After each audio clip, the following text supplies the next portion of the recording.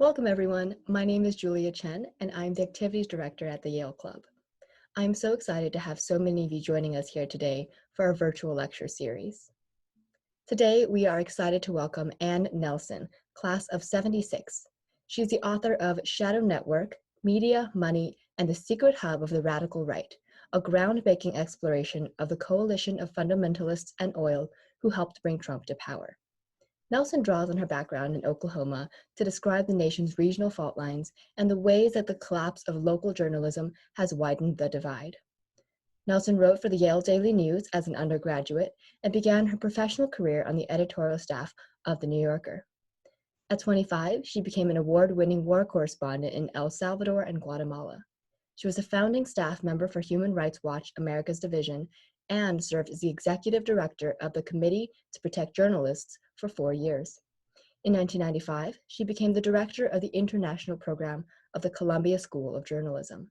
She has taught and conducted research on digital media and the development at Columbia School of International and Public Affairs in 2002.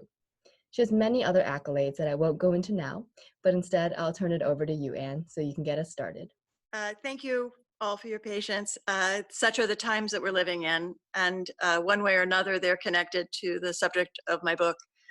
A little background, I came from Stillwater, Oklahoma, as Julia mentioned. To my knowledge, I was the first female from an Oklahoma high school to graduate from Yale College. And it was a really important experience to me. So I'm especially glad to be doing this tonight, especially since one of my last book talks was at the Harvard Club. And that was just too much to leave in that situation. I have a background in human rights documentation and advocacy for press freedom. That's been my whole career. I have not been a political activist, and I've been very much caught up in documenting the issues around the rule of law in other countries. I never really expected to write about the United States, but starting in 2016, I started to feel that we had entered into a period of crisis and that there was this huge disconnect represented by the 2016 elections. Like many people, I read the New York Times. I was told that Hillary Clinton was going to win the popular vote and that was what was going on. We would then go into a period of dealing with environmental policy, international human rights, and all of the issues that we expected to be dealing with. And instead, as everyone knows, there was the November surprise when Donald Trump won the elections. He had lost the popular election by 3 million votes, but he won the Electoral College by around 80,000 votes in only 3 states. And I backed up at that point and started looking at what was going on in the Electoral College and in the swing states, and how there was an utter disconnect in our country between what people in the Midwest can call the coastal elites and the middle of the country, where I found that people were more and more cut off from professional news sources and more influenced by things like fundamentalist radio, which is blanketing the Midwest and the South, and Fox News, which is another issue. It doesn't adhere to the same professional standards in many cases that other news organizations do. When I went back to visit friends and family in Oklahoma, I would get into conversations where people would say, why do Democrats like to execute newborn babies? And I would say, well, I don't believe that's true. But then I learned going into these media sources that in fact, they were being told that Democrats believed in what they called abortion on demand, including executing babies on the day of their birth. So all of this affected the electoral process in our country. And I found in the course of researching my book, Shadow Network, that there was really a very sophisticated operation that brought together extractive industries, including oil men from Texas, Oklahoma, and Louisiana, fundamentalist pastors who were also politicians, who were also involved in their own big business operations. And I found that first of all, they were able to orchestrate media operations so that they were putting out messaging in the guise of news reports, where their broadcasters and their online media platforms would assume the format of news coverage, but it would actually be unidirectional messaging on the model of advertising. So you would get the same message from Fox News, from the fundamentalist radio stations, from their online platforms that were identified with this movement, such as Breitbart. And I learned in the course of this that many of these organizations were tied together through an umbrella group that was called the Council for National Policy. Now, they had intentionally chosen the most boring name in the world. It took me about a year to even remember it. But what the Council for National Policy did was try to build on the election of Ronald Reagan in 1981. They brought together political strategists like Richard Viguerie and Paul Weyrich, and fundamentalist figures like Jerry Falwell, and really turned it into an electoral machine.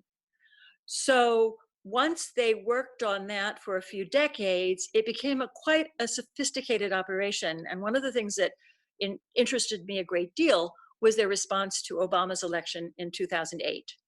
Because at that point, had a group of who figured out some new ways of approaching digital campaign media tools. And Obama's campaign in 2008 used social media in ways and really was quite innovative. When Obama came into office, there were many policies that he undertook that were very unpopular with this group of organizations and individuals. They didn't like his environmental policies because it cut into corporate profits. They didn't like his tax policies because they didn't feel that they should fund any social programs. They were very against the Affordable Care Act, et cetera, et cetera, et cetera. And at this point in 2010, the Koch brothers decided to join forces with the fundamentalists. Now, they didn't really have religious values in common. The fundamentalists were very much opposing civil rights for the LGBT community. They were very much in opposition of women's reproductive rights. The Koch brothers didn't really spend much time on these issues. They were, as libertarians, more laissez-faire, in fact. But they did object to the environmental regulations, which cut into their oil profits. And they did object to tax policies that funded social programs. So the Koch brothers jumped in with both feet and invested $50 million, $50 million, in a new data platform called i360. And that was harnessed to the fundamentalists' political campaigning through a series of apps on cell phones, which were fairly innovative in themselves. And these were tied into door-to-door canvassing. And it was really raising the bar on digital campaign tools. And all of this was proceeding and advancing from 2010 into 2016. At that point, there was something of a crisis because Ted Cruz was really the candidate of choice for both the fundamentalists and the Koch brothers. None of them particularly liked Donald Trump. They would say we rank him 17 out of 16 candidates.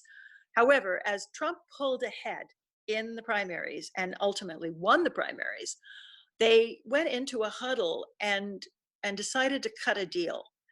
And one of the centerpieces of my book is this moment in New York City, basically about 4 blocks from the Yale Club in the Marriott Marquis, where they convened 1,000 fundamentalist leaders and Donald Trump and cut the deal that would win Trump their support.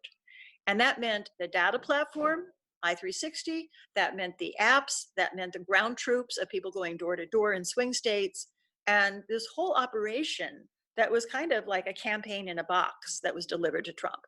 And the trade-off was that Trump allowed 3 of their partners organizations, the Heritage Foundation, the Federalist Society, and the National Rifle Association, to assemble lists of judges for federal judgeships from which the appointments would be drawn, and put one of their leaders, Tony Perkins, on the platform to draft the Republican platform for the convention.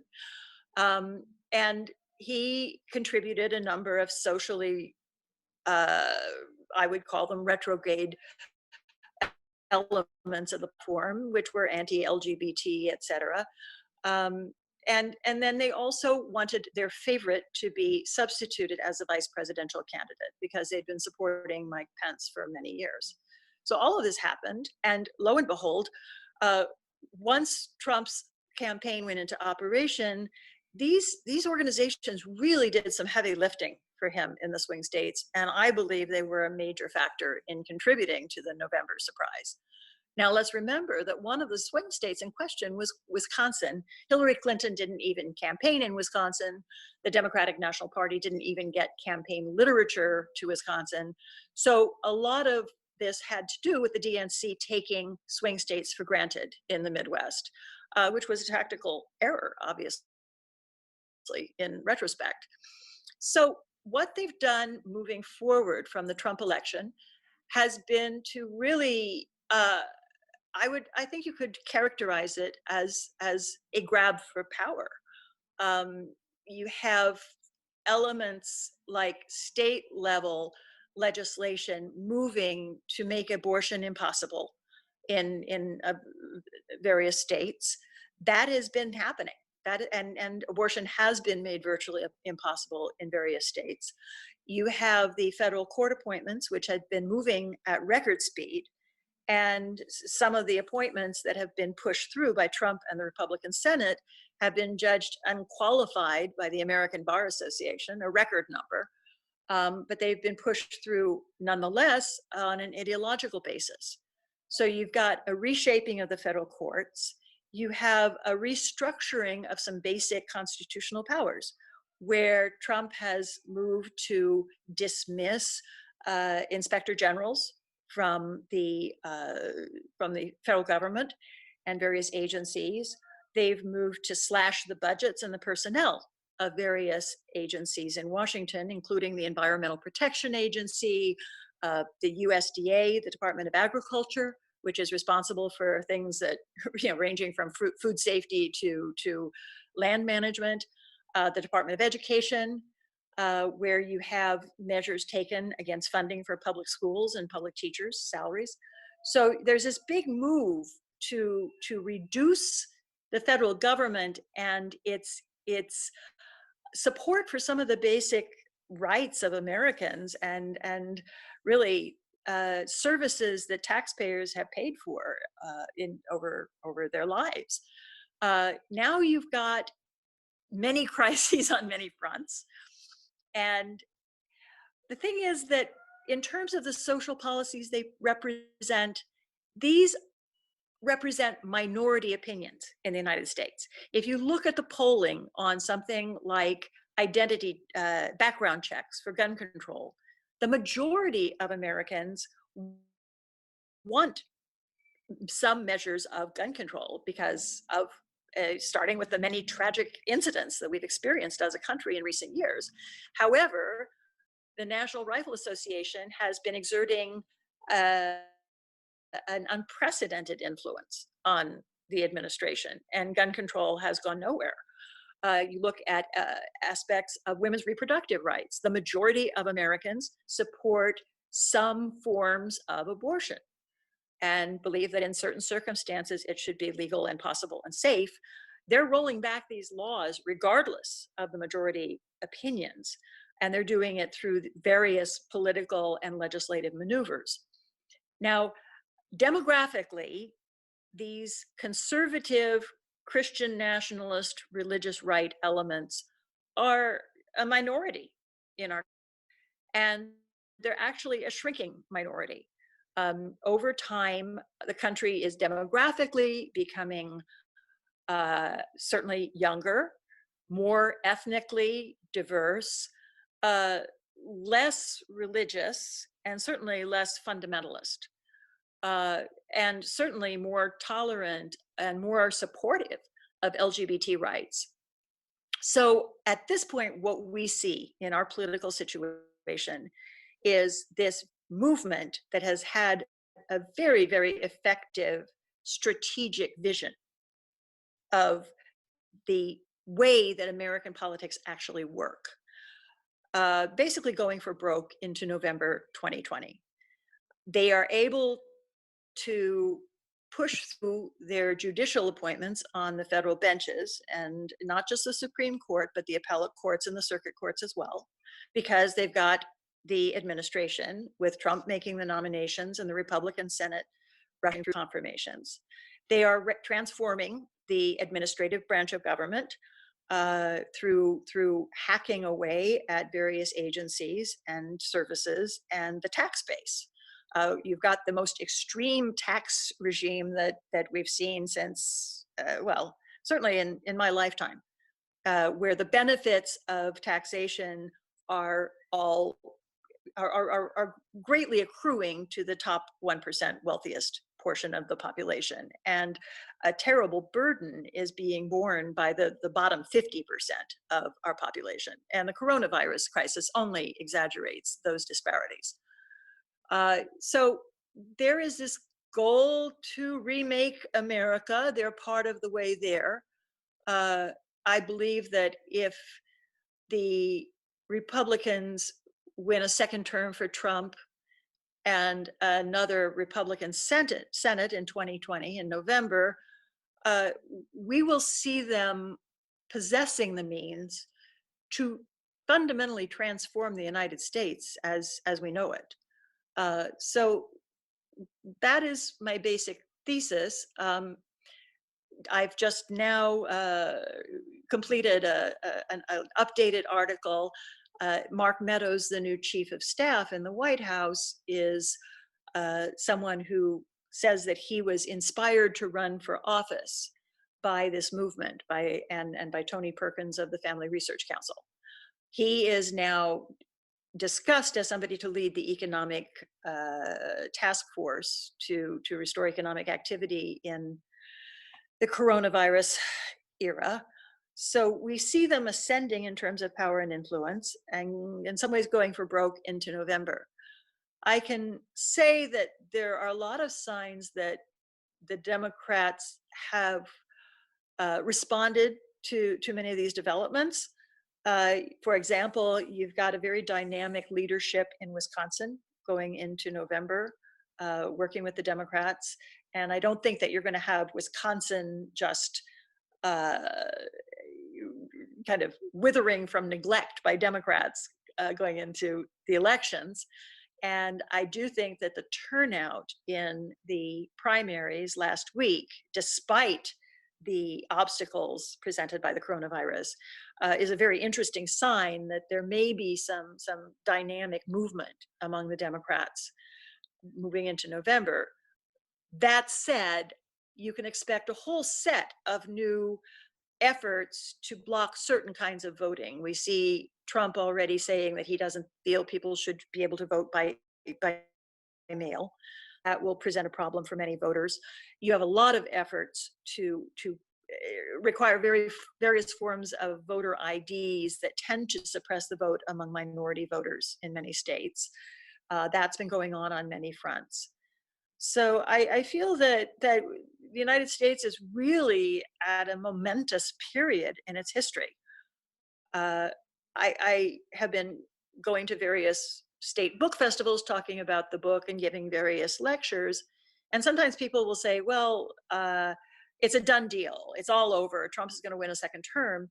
And of course, that leaves out what people will actually do, and whether you have a public and an electorate that experiences a sense of urgency. The coronavirus is a huge wild card in this picture. The economic crisis that we're going into is another enormous wild card. And I think that one of the issues that we're facing is that the professional news media has been scrambling to do its job under probably the most difficult circumstances I can remember in terms of a national challenge. Um, so you've got them dealing with daily crises, daily major events, and it can be hard to see this underlying current of erosion and attack on various governmental institutions that are happening amid the daily carnival of news events, as well as the tragedies that the country is experiencing. So, in conclusion, 2 years ago, I dropped everything to write this book, and uh, I think it's had a certain resonance. What I did was shine a light on the mechanics that this movement has used to advance its cause, even when it's a majority of the popular vote, the majority of public opinion. It's being done with a great deal of purpose and conviction and determination. And it remains to the public and to civil society to decide whether there is going to be an adequate response. So I'm really hoping there'll be some questions. So let's open it up to chat. Again, if you are through video, you can go ahead and wave at me through the video, or enter a question through the chat function, or click on participants and use the raise hand function to let me know that you have a question. And it looks like we have one question from Laura asking, what is your take on One American News? So yeah, that is part of the media. Uh, well, it's part of the media universe that I'm describing, and from what I've seen of it, which is a fair amount, it speaks with the same voice as the fundamentalist radio networks that are represented in the Council for National Policy, um, and there's there there are major forces also represented by the Christian Broadcasting Network, CBN, and the Trinity Broadcasting Network, TBN. Uh, now, I I taught for 7 years at the Columbia Graduate School of Journalism, which is well known in the field. Uh, these were really not on our radar, and yet, in the course of my research, I found that they're reaching hundreds of millions of Americans, or I think that I'm trying to think, what the combined audience is. It's in these very high figures. And in terms of the radio networks that I discussed, Salem and Bott, Salem is the fifth, tied for being the fifth largest radio broadcaster in the country. And my colleagues who report on media for the New York Times and the Washington Post had never heard of it. So that's why I talk about this division, and OAN, One American Network, is part of this constellation of organizations. And because these audiences get this information funneled to them in kind of a sense around manner, you're hearing it on the radio in your car, you're hearing it on your fundamentalist broadcasting stations, and there are even networks that move into the sanctuaries of fundamentalist churches and distribute information in the church bulletins. Okay, so these are people who are not reading the New York Times, they're not listening to National Public Radio, and they're forming their viewpoints with just a totally different perspective, but also a totally different basis of information, than and so I think part of the problem is that some of this information is false. There's a lot of creationism and climate denialism and other anti-science positions that I find problematic, but it's also a problem of this disconnect, so that when I'm in New York, I'm not even aware of what's being reported and understood by these populations in my home state of Oklahoma, unless I take this very active effort to go and reconnect and listen to it. Great, so we have a whole bunch of other questions, but I'll start with this one because it relates. About these groups that you were mentioning, what are their motives and what type of America are they hoping for? Or is it just that the rich want to get richer? Yeah, I've spent so much time thinking about motivations and psychology. And I think that as somebody who grew up in the South, I do see as nostalgia for this past that never really was, and this concept that America was a white Protestant nation, and that's what the founders intended, and that's what it's got to be.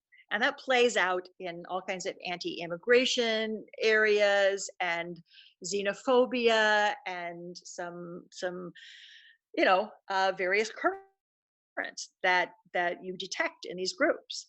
So, for example, I feel that Trump's the way Trump has used his rhetoric on China fits into this. China caused the coronavirus and China's the problem, and then you have Asian Americans suffering the results. But the other part of it, there's a lot of Islamophobia. So Tony Perkins, who's one of the leaders of this movement, has said that Islam should not be recognized as a religion that's defended by the Constitution. And Trump has named him the head of the Commission for International Religious Freedom. And this is a man who doesn't accept Islam as a religion. So there's a contradiction there. But that said, this is, I believe, the way some of the followers have been manipulated.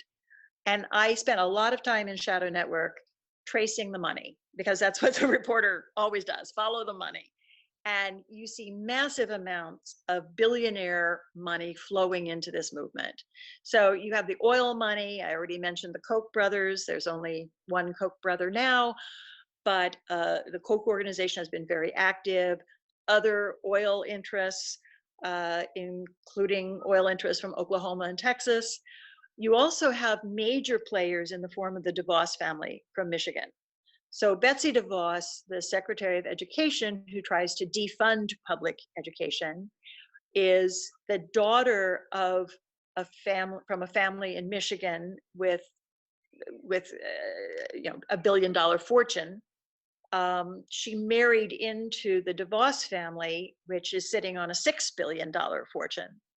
And they were some of the true core figures of both the Council for National Policy and for its kind of spearhead organization, the Family Research Council.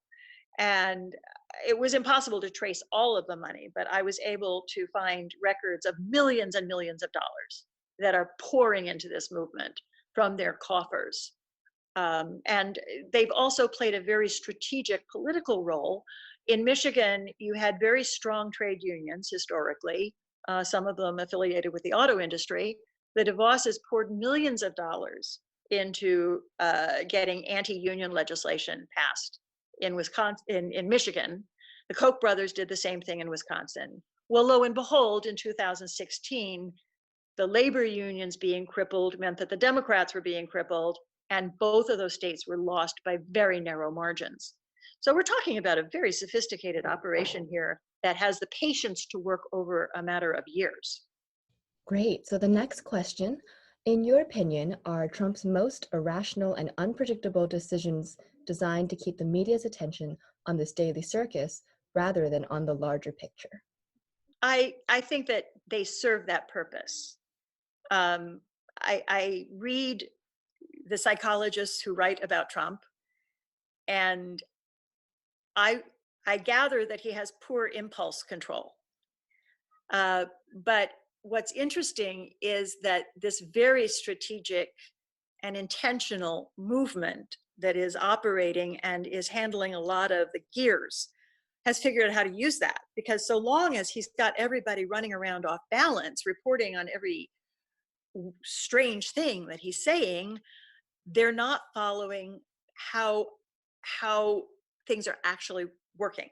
So, for example, right now, oh, let's just close the post office, and people are saying, what do you mean close the post office? You can't close the post office. So everybody's running around saying close the post office, and in the meantime, they lose sight, and their eyes, they don't have their eyes on the prize in terms of how the events are unfolding towards the election in November and the consolidation of power. And of course, what that means is then Trump can say next week, oh, okay, we won't close the post office. Well, why would you ever suggest closing the post office in the first place, right? But everybody's wasted a week of discussing it. You saw the same phenomenon with open everything up on Easter Sunday, right? So everybody had to discuss that would be really bad. And here are all the reasons it would be really bad. And he says, okay, we won't. And again, lost time, lost momentum, lost strategy, distraction. I call it dust in your eyes, right? That's very true. And that ties in well to our next question about the upcoming election. Who do you believe will be the best running mate for Biden to offset the ascendancy of the movement you so well detailed? And what other issues might the far right drop regarding Biden? Oh, well, I know that having observed the pattern over time, uh, right now they're pulling up this idea that a woman on his staff was attacked by him. And for whatever reason, it's just coming up now. I know somebody who is very highly placed in a major news organization who looked into this allegation a long time ago and found that there was no substantiation for it. And they basically put the story to bed as something that they couldn't report on because there was it seemed to be politically motivated without evidence. But up it comes again in this timely manner. Now, I would expect a number of allegations to come forth, whether they're true or not. You run them up the flagpole, you see whatever has any reaction. You blame Biden for something his son did. You drag out what Biden said 40 years ago. You say Biden kissed women who weren't eager to be kissed by him, but you don't happen to mention all of the much more serious allegations against Trump in that regard. So again, the dust in your eyes can come from many directions. And as somebody with a background in journalism, absolutely every allegation that is serious should be investigated. But we've had a series of issues, and I would point to Al Franken, where his career was trashed. And once Jane Mayer from the New Yorker, a fellow Yale classmate of mine, went back and investigated the allegations, she found that they were politically motivated and without substantiation. And through manipulating the story, they cost the Democrats one of their most effective senators. That's how they operate. In terms of Biden's running mate, he's already announced that he's going to have a woman. That will probably be helpful to him. And I think that it, it appears to me that he might well choose a woman who was in the Democratic field. There are many strong candidates there. I'm interested to see that as the the governor of Michigan has achieved more prominence on the national stage, there have been all of these protests against her trying to shelter at home in Michigan. And it's almost as though she's being attacked before she can even be discussed as a candidate. So it's almost like a preemptive strike. But that said, my favorite political science guru is one Larry Sabato at the University of Virginia. And he has said that he doesn't know that the November election is going to be a matter so much of people voting for Democrats as it is a referendum on Trump. And that could be the case. So you speak a lot about this shadow group. What do you think is the best way for us to counter this group?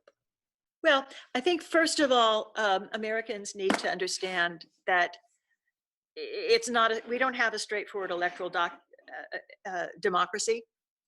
And it would be very unfortunate to keep looking at generic polls, which is what we're seeing. They are pouring out at us and saying, oh, Biden is 5 points ahead of Trump, da, da, da, da, da. Well, so what? The reality is that there are only about 6 states in the union that will matter in the presidential contest. So we know New York and California will go Democrat. That's going to happen.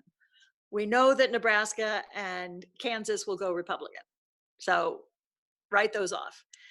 The contest will be in Wisconsin, Michigan, Pennsylvania, and then in the Southern Path, North Carolina, Florida, and Arizona.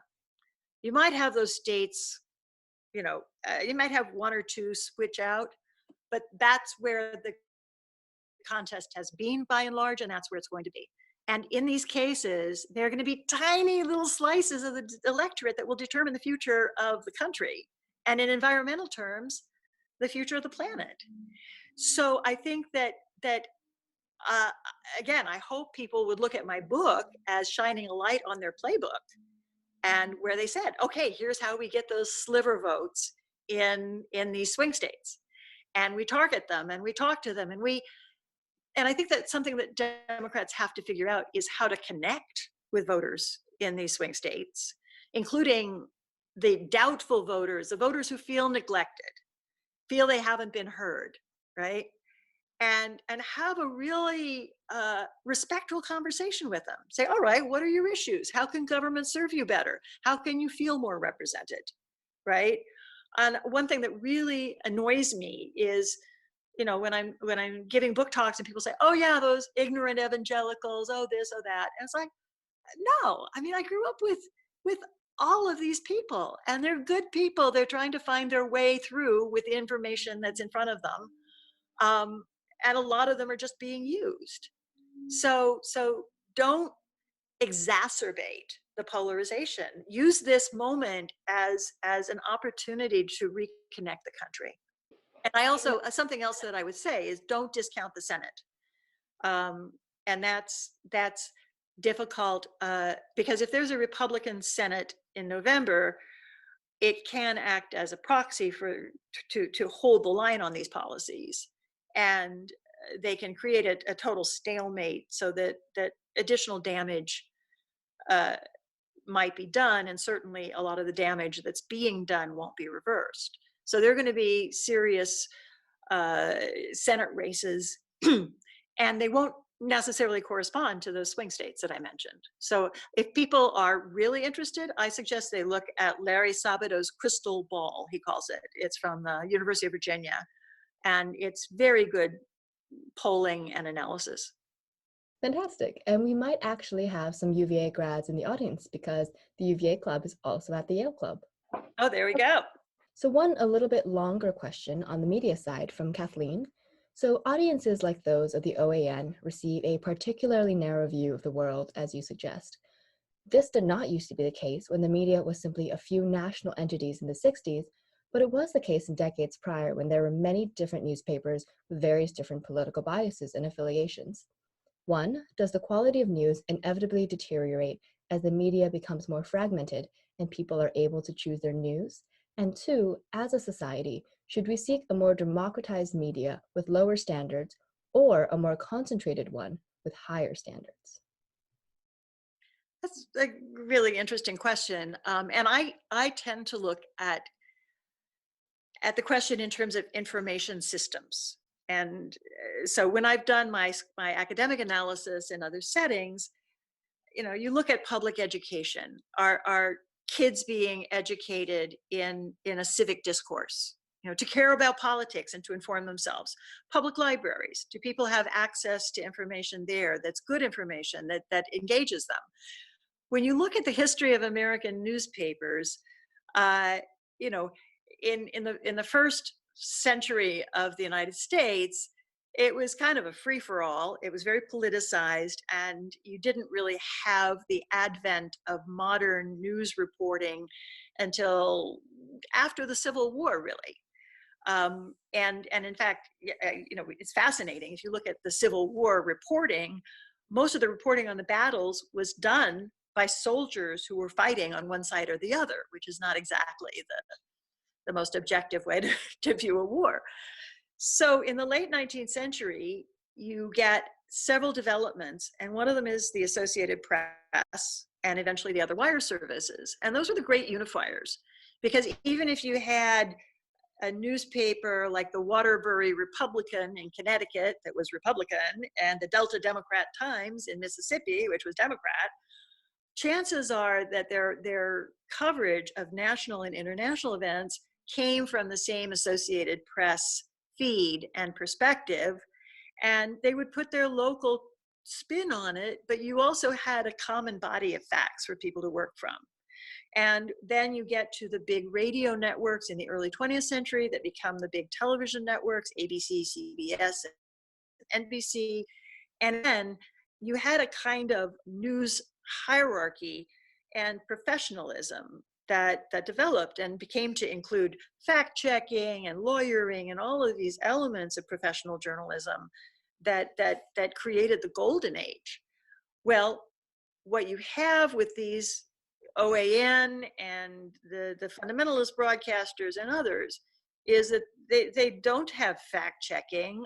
They will put out political rumor or fabrication in the guise of news reporting because they have somebody behind a news desk pretending to read their news coverage. So it's really faux.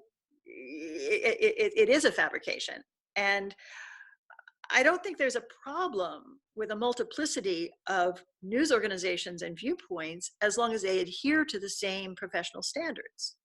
Great. So another question from Mary. There has been information about the Russian interference in the election.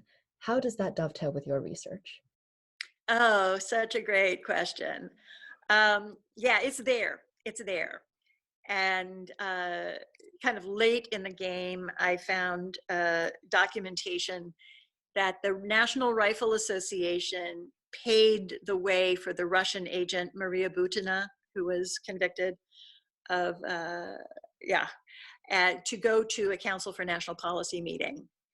And there are just various traces all over the place that connect this movement to Russian interests. I have to say that I had my hands full in my book writing about what happened in the United States between 1981 and 2018. So I was able to allude to incidents indicating Russian influence. I think it's going to be a while before anybody can piece it all together because it's a great big story. I also found that some of the memes that were created by the Internet Research Agency in St. Petersburg were utilized by this movement in their social media platforms. But I can't prove that this movement generated those memes. It's just that they were working in collusion. But there's a lot more there. Wow. Okay. Another perhaps bigger question. Do you have any knowledge that Bloomberg understands what you've been discussing? And is he using his funds and digital platform to focus Biden and the Democratic Party to win the White House and the Senate and keep the House? I know that Bloomberg has hired some very smart people and that he has a real knowledge of or understanding of how digital campaign tools can work. One question I would have is whether he has an understanding of the country west of Philadelphia. There were signs in his campaign where he seemed kind of tone deaf to Middle America. And that was a problem that I saw in Hillary Clinton's campaign, even though she had plenty of experience west of Philadelphia. But a lot of her team invested very heavily in data analytics. And they paid short shrift to things like polling and interviewing and a real in-depth understanding of what was going on in some of these swing states. And the analytics told them they were in great shape. They believed it, off they go. It didn't work out so well because the analytics can mislead you. And in computer science, they have this saying, GIGO, garbage in, garbage out. If you're not asking the right questions, you won't get good answers. And that's why I think that one of the things I talk about in Shadow Network is this die-off of professional newspapers in the Midwest and the South, which leaves many, many communities without any professional journalism in their town, in their county. So that means that they're even farther removed from accurate information and guidance on voting and politics. It's been especially detrimental in state house politics because you've had a third of the state house reporters eliminated. And right now, I don't think we've ever lived in a time where good, solid, factual reporting was more important. And at the same time, the industry of journalism is getting dealt another fatal blow economically as ad sales fall off. And I very much subscribe to the thesis of a colleague, Victor Picard, who says that you just, at this point, have to have emergency state funding for independent professional journalism as a fundamental underpinning of democracy. Yes, and I definitely agree with you. We need to make sure that accurate news is out there for people. Which ties into another question from Alvin, saying how, given the level of credulity among major segments of our citizens, is there a long-term solution to this problem? Well, I have a lot of faith in my fellow Americans. I think that I'm trying to get a little more light here as it gets dark on Riverside Drive. I think what you want to do is double down and invest in public education, invest in things that really respect all parts of society. I mean, you don't say that education and information are reserved for the elites. That doesn't work in a democracy. And so I would say that at best, our current crisis could take us to a moment like the aftermath of the stock market crash, where you reach such a state of crisis that people had to jump in with innovation, with new ideas, with new energy, with a measure of self-sacrifice, right? And what do they come up with? Damn, they come up with a lot, you know? They come up with rebuilding American infrastructure. Well, we could use that. They come up with tax reform that has a much more equitable society, major investments in rural America, in public education, in all of these things that made it a better and stronger country, and that we're still benefiting from today. So one of the things that has really bothered me is I went to one of the better high schools in Oklahoma. I went to Yale. Very few of my classmates in either place went into public service. Right? It just wasn't. I haven't had classmates who ran for office. And I say, well, wait a minute. These were really smart people who had a lot to offer. Where are they? They should be leading the country. And over the last 40 years, they've gone into law and finance and medicine and, whatever, academia. But I think it's a time for a call to public service. And the best and the brightest in the true sense should be stepping forward and saying, all right, if we don't remake American society, someone else will. And I promise you that if we're talking about the someone else in my book, it will be an America with fewer freedoms, with an underclass of indescribable misery, with environmental degradation done for profit and power. It's not the America that I think we want to envision for our children. That is a terrifying thought. It should be an inspiring thought. It's like, okay, now's the time. This is true. That is the better way of thinking about it. We have a question from Charlotte asking, ProPublica is a great source for journalism. Are there some others?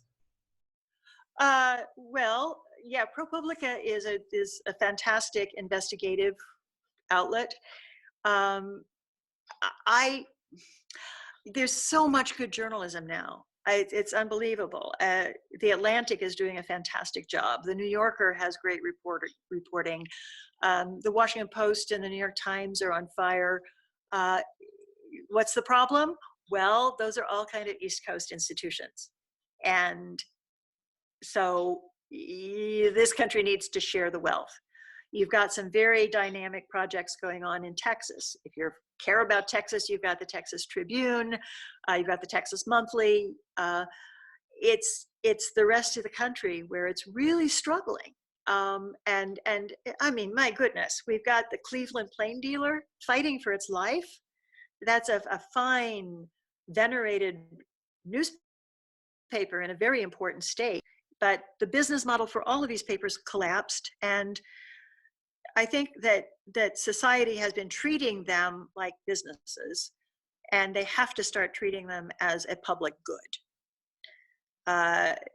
You don't say, oh, people, will only pay X amount for their water, so we're going to give them polluted, poisonous water. You just say that is something people need. Well, I think pure information that is fact-based and honest and rigorously reported is the water of life to a democracy.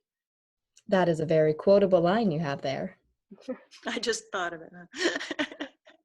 And so we had a slightly off-topic question that I think is worth bringing up. There was such an outcry to eliminate the Electoral College. Heading into the election, we are, I think, in even worse shape in terms of some of the redrawn lines. Is there anything that we can do? Well, there's the only thing that we can do before November is work on the campaign and do it strategically, do it smart. You're not going to change the Electoral College before November. And right now, that's going to take a lot of people going back to the drawing board and saying, all right, what is the public good that could be represented by the Electoral College, and how could it be adjusted? It's not up to me to say whether we should have one or not. I feel that it is off balance, that it disproportionately favors geographical land over population. And in that way, it has become in a very unrepresented in a distorted way. So that's why I think that once you get past November, if there is an opportunity, a lot of our institutions are elderly. Our Constitution is over 200 years old. Our news media business model was invented for paper, not for digital. And we have to decide what we want as a people and innovate and update it. We can't just say, oh, these people wanted to do this 300 years ago, and so we're going to do it exactly the same way. No, you don't do that in any other area of life. You don't do that in medicine or, so I think that the Electoral College will need some changes. Throw it out. I don't know. There are smarter people than I am that will discuss that. Awesome. So I think that should be all of the questions. Let me see if we have any more from the group. I'm not seeing any digital or video hands, so I think that is all. Thank you so much, Anne. This was fascinating, and I learned so much. You should all read her book, and you can get it online. I believe there's also an ebook version available, and I'll send out a link for that as well.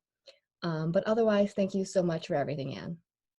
Thank you, Julia. It's a real pleasure to reconnect with the Yale community, and I really appreciate everyone tuning in. And thank you, Julia. Of course. And thank you all so much for coming. We have lots more events coming up. Just take a look at the online calendar, and we hope to see you at one of them soon. Until then, stay home, stay safe, and stay connected. See you next time.